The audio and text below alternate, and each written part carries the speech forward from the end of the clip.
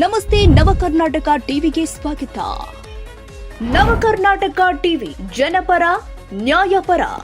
ನೀವಿನ್ನ ನಮ್ಮ channel subscribe ಮಾಡಿಲ್ಲ ಅಂದ್ರೆ ಈ ಕೂಡಲೇ ಲೈಕ್ ಮಾಡಿ, ಶೇರ್ ಮಾಡಿ, ಸಬ್ಸ್ಕ್ರೈಬ್ ಮಾಡಿ, ತಪ್ಪದೆ ಬೆಲ್ ಐಕಾನ್ ಕ್ಲಿಕ್ ಮಾಡಿ.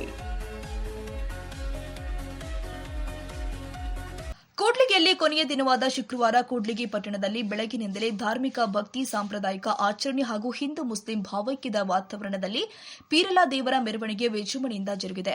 ಪಟ್ಟಣದ ಪೀರಲ ದೇವಸ್ಥಾನದಲ್ಲಿ ಪ್ರತಿಷ್ಠಾಪಿಸಲಾಗಿದ್ದ ಪೀರಲ ದೇವರುಗಳನ್ನು ಬೆಳಗ್ಗೆಯೇ ಸವಾರಿಗೆ ಕರೆದೊಯ್ಯಲಾಗಿದೆ. ಸಂಜೆ ವಿಶೇಷ ಅಲಂಕಾರದೊಂದಿಗೆ ದೇವರುಗಳನ್ನು ಮೆರವಣಿಗೆಯಲ್ಲಿ ಕರೆದೊಯ್ಯಲಾಗಿದೆ. ಹೊಸಪೇಟೆ ರಸ್ತೆ ಕೊತ್ತಲ ಆಂಜನೇಯ ಸ್ವಾಮಿ ದೇವಸ್ಥಾನ ಸಂತೆ ಮೈದಾನ ಮಾರ್ಗವಾಗಿ ಕೊಟ್ಟೂರು ರಸ್ತೆಯ ದರ್ಗಾ ಸಮೀಪದ ಭಾವಿಯ ತನಕ ಮೆರವಣಿಗೆ ಸಾಗಿದೆ.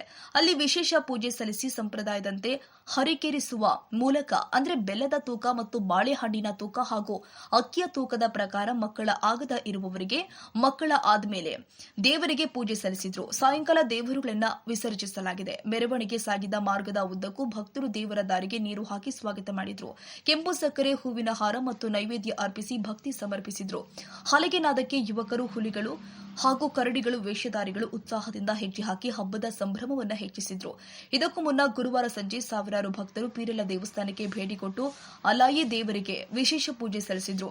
ಇಷ್ಟಾರ್ಥ ಸಿದ್ಧಿಗಾಗಿ ಪ್ರಾರ್ಥನೆ ಸಲ್ಲಿಸಿದ ಭಕ್ತರು ಅಲಾಯಿ ಕುಣಿಯಲ್ಲಿ ಕಟ್ಟಿಗೆ ಮತ್ತು ಉಪ್ಪು ಹಾಕುವ ಸಂಪ್ರದಾಯವನ್ನ ನೆರವೇರಿಸಿ ತಮ್ಮ ಭಕ್ತಿ ಮೆರೆದಿದ್ದಾರೆ. ಈ ಸಂದರ್ಭದಲ್ಲಿ ಶಾಸಕ ಡಾ ಎನ್.ಟಿ. ಶ್ರೀನಿವಾಸ್ ಸೇರಿ ವಿವಿಧ ಜನಪ್ರತಿನಿಧಿಗಳು ಹಾಗೂ ಗಣ್ಯರು ಪೀರಲ ದೇವಸ್ಥಾನಕ್ಕೆ ಭೇಟಿ ಕೊಟ್ಟು ದೇವರ ದರ್ಶನ ಪಡೆದು ಕ್ಷೇತ್ರದ ಸುಖ ಶಾಂತಿ ಹಾಗೂ ಸಮೃದ್ಧಿಗಾಗಿ ಪ್ರಾರ್ಥನೆ ಮಾಡಿದ್ದಾರೆ.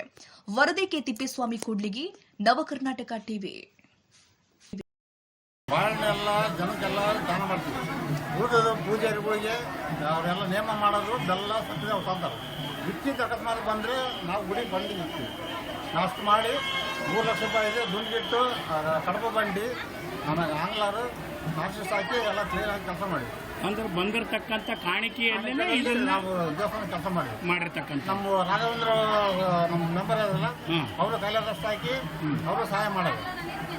ಕಪಟ ರಾಗಣ ಅನ್ಬೇಡ, ಬರೀ ರಾಗಣದಿಂದ ಅವರು ಮಿಕ್ಕಿದ್ದು ಅಮೌಂಟ್ ಹಾಕಿಂದ ಅವರೆಲ್ಲ ಕೆಲಸ ಮಾಡ್ತೀವಿ.